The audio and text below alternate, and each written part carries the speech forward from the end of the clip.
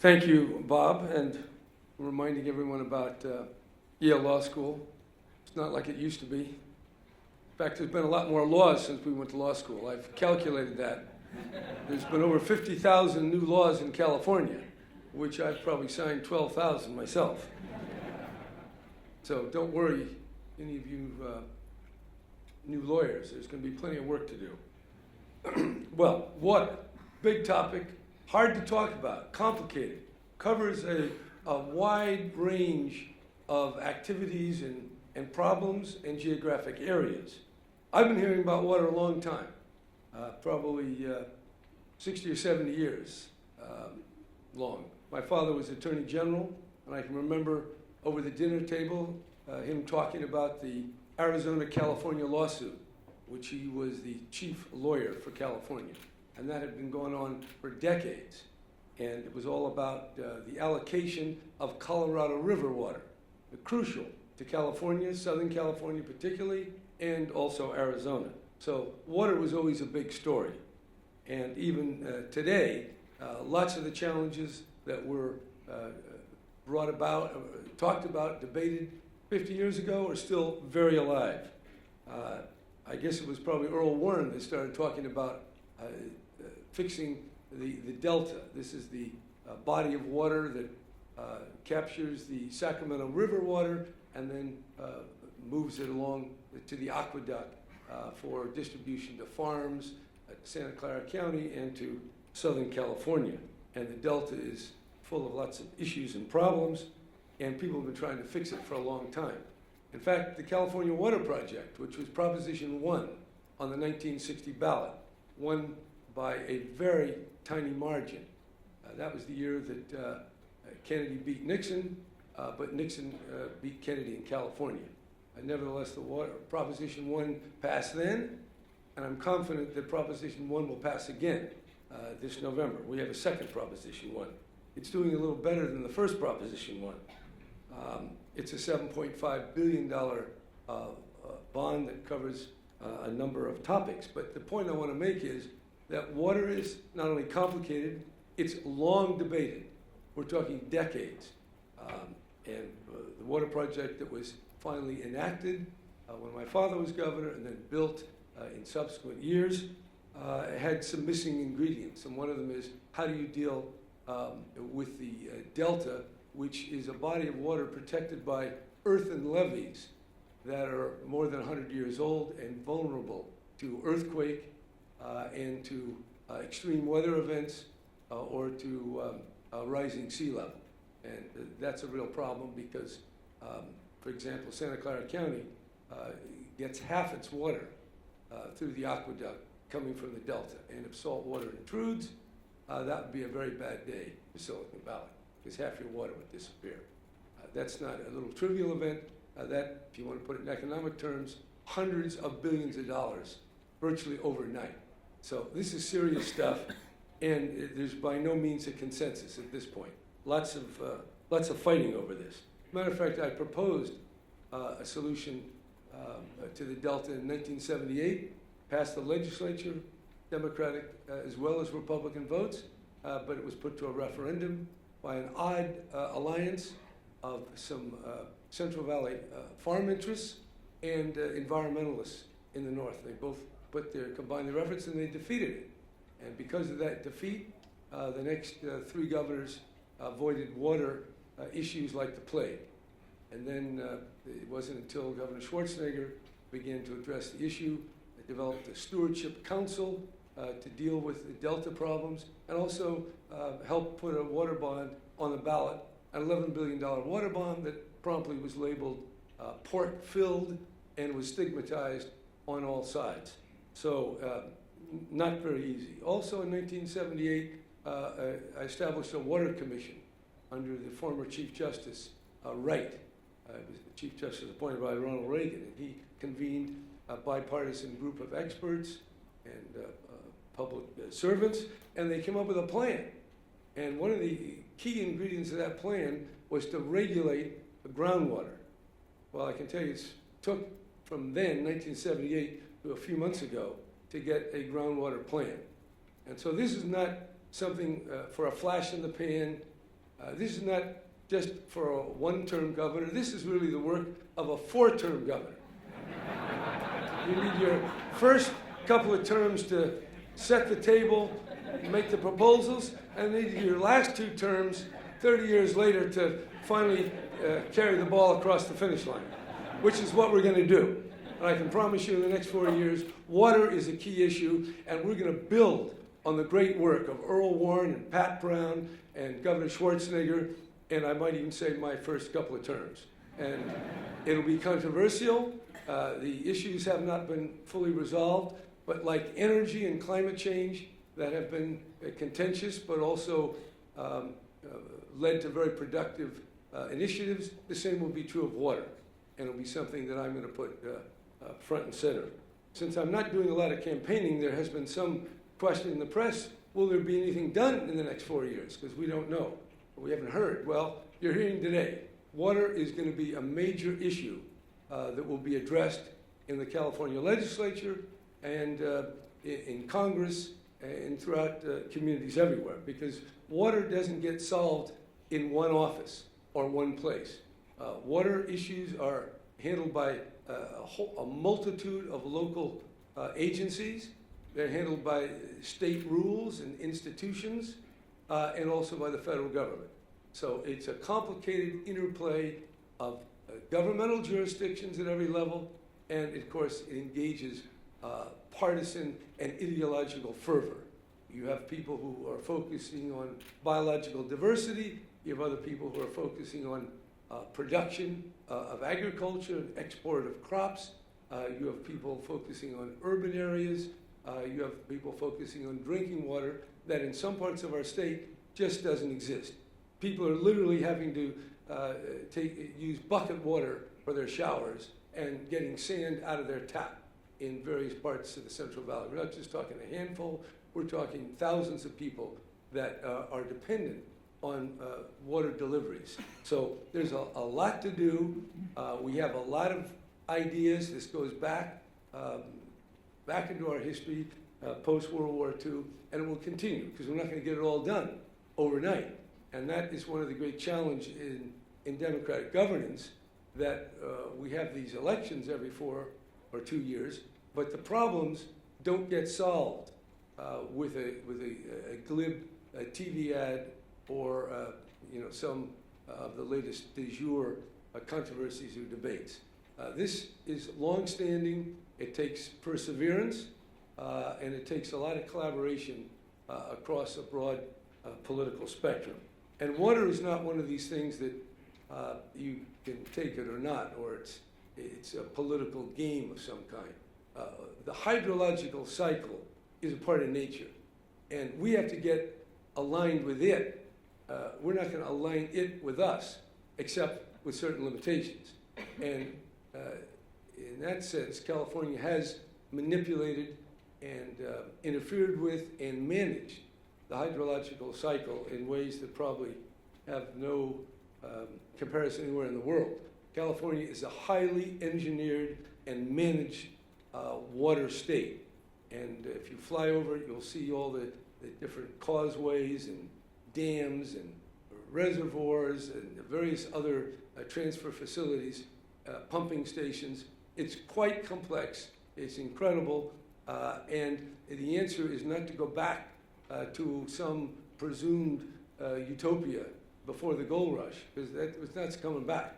We've got to manage what we have. And a state that for 10,000 years never had more than a few 100,000 people now has 38 million. And yet the amount of water that falls is no more today, in fact, maybe less than it was over the last thousands of years. So we got a management challenge. It's going to take money, it's going to take brains, it's going to take innovation, it's going to take all the magic of the marketplace to bring out the best of our creativity. So looking specifically where we are, we do have groundwater management, and that was quite heroic to get it. And we got it, first of all, because we've been working on it, somebody, for over 30 years. Secondly, the drought has people's attention. And as farmers particularly put their straw into the ground and suck out more and more water. The Central Valley subsides, and people start to get worried. Where will we be in a few years? So based on that, there has been, well, it is the greatest support that groundwater management's ever enjoyed, and that's why I was able to get a bill on my desk and sign it. So that's key, because you can't ask people to store bank water, and you need to bank water if you're going to transfer water, and all the water pricing is fine, but you have to have the water, and you have to have it available, and you have to be able to move it. Well, people will be confident that water underground is being stored if there are rules, and the rules are clear, and they're fair, and they're effective. So that's how important groundwater management is. Then second big thing was the Stewardship Council working on the Delta, and that is very controversial, how we're going to fix that, but you can be assured we're going to be working on it as best we can. Now, we have a water action plan in California. We have a number of steps, and I want to just go over some of them. The number one priority for the California Water Action Plan is conservation. We're pretty good in energy. California uses half the energy per capita as the rest of the country. But when it comes to water, the reverse is true. We're using more water. So in both urban areas and in agriculture, we have to find ways to conserve. We can conserve in both sectors. And that's going to take, there's different techniques, technologies. We already have a goal of 20% reduction in urban water use by 2020. There's a lot of technology being adopted by farms, but there's a lot more we can go. There's millions of acre feet to be derived from water conservation as well as water recycling. You can take water and use it again and again and again. That's called water recycling, and that's also part of the program. Capturing stormwater. There's over 1 million acre feet of stormwater that just goes out to the ocean. That can be captured too. Well, that costs money, takes technology, and it takes local authorities to take action, and we're going to do that. Local water plans, integrated water plans that the state encourages, monitors, and in part finances. That's the second part. And I mentioned the third part of the plan is fixing the delta, and that requires a more efficient conveyance because we're not getting the full use of the water that comes. Today we're in a drought. We don't have the water, but there are times of high quantities of rain. With the climate change, it's going to come in ever more sudden torrential forms, and we have to find a way to capture it. But when you capture it, you also have to be able to move it. And currently, the Delta is not equipped to do that in the most efficient way. We also have to restore ecosystems. California is a big part of the flyway for birds who fly from the north down to South America. 80% of the environment and the free-flowing rivers of California are gone. But there is ways to restore, and we're trying to do that. And that's one of the big conflicts between salmon and smelt and other species and water to be used. And those are contentious. The federal government now has authority under the Endangered Species Act. And as I look at it, what it was when I proposed a Delta solution in '78 to what it is now, much more complicated. And we know more. I'd never heard of this. Smelt in 1978. It probably existed. I know it existed, but it didn't exist in my mind. And we didn't have these biological opinions. So Congress will attempt to change those, and there'll be lots of fighting about it. But at the end of the day, you need a balanced plan that protects the diversity of species, that restores habitat, because in restoration of habitat, water can be absorbed in the ground instead of just running off. And that's another reason why restoring ecosystems actually captures more water and makes it available. We have to prepare for dry periods. We're in a dry period. Now, when water comes, then people want to plant and grow and use again. But we need a longer-term understanding and plan to be able to use water, but at the same time you save water for the eventuality of drought.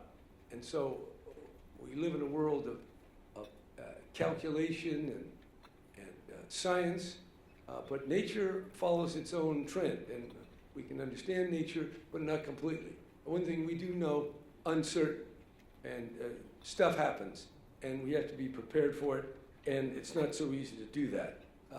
We've increased water transfers, and we can do more, and you'll hear more today about water pricing, and that's important too. The water bond Proposition 1 has storage both above ground and underground. And now with the water management of underground water, we're going to be able to make much better use of storage. And the more the ground is restored in the habitat, then the more water that will be captured, go into the aquifers, and be available for later use. We also have to make sure we got safe water for these communities that don't have it. And then the eighth part of the 10-point water plan is flood control. This is serious. There was a flood in the 1850s that pushed water from north of Yuba City to south of Modesto. Everything was inundated in between, including Sacramento. Well, there's a lot more infrastructure there today, and there's a lot at risk. We're talking a minimum $500 billion of assets, and 7 million people are affected. So we've got to make sure we're investing in appropriate flood control. Then we have to worry about managing between the federal and the state government, and local, lots of different conflicting regulations, conflicting powers and jurisdictions, and that has to be worked through. And finally, we need financing, money. You have to spend money on things. Proposition 1, $7.5 billion that will be allocated in various ways to all the different programs that I've been mentioning, but that's not the end of it. There's a lot of infrastructure that has to be built, and so local water districts have to have the capacity to raise the funds. It's going to take investment. You're not going to have 38 million, much less 50 million people that we'll have over the next 20 years using water unless we build and invest billions, probably tens of billions of dollars, certainly, over the next 10 to 20 years. So it's a big task, and it's one that's hard to talk about it because it's covering so much. And I really appreciate that so many people are here to sit and listen and think about it. I've been thinking about this a while, and I can tell you, the more you look into it, the more there is. But I'm confident that just as California has led the way in renewable energy and initiatives regarding climate change, we can do the same thing with water. We're in the arid West. We're facing more drought. We're facing more extreme weather events. We're facing sea level rise. But we can respond to it. We can respond, but only by bringing both parties together, regions, north and south, different aspects of the state economy, agriculture, environment, urban businesses and users. All that has to come together. So it's a real challenge that will test our governing system. So far, our governing system is holding, but in the next few years, we're going to have to meet even more difficult tests. So with that, I just say, vote yes on Proposition 1. Fasten your seatbelts. We're going to have a very exciting ride over the next 4 years. Thank you very much.